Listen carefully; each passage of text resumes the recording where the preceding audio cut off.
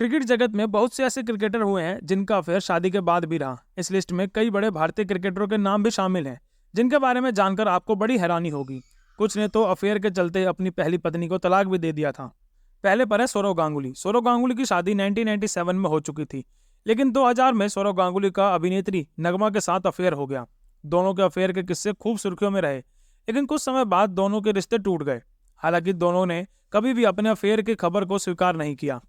फिर है मोहम्मद शमी। मोहम्मद शमी की शादी 2014 में हसीन जहां से हुई थी।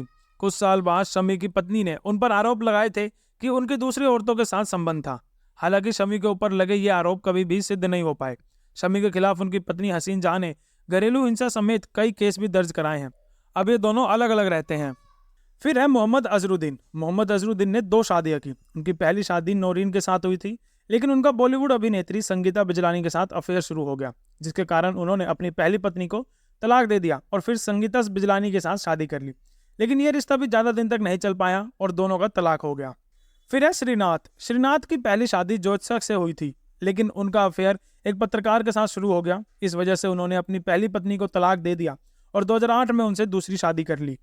फिर है विनोद कांबली। विनोद कांबली अपनी पर्सनल लाइफ की वजह से भी खूब सुर्खियों में रहे। 1998 में उन्होंने अपनी पहली शादी की, लेकिन फिर उनका अफेयर एक मॉडल के साथ चलने लगा, जिसके बाद उन्होंने उससे भी शादी कर ली और अपनी पहली पत्नी को डिवोर्स दे दिया।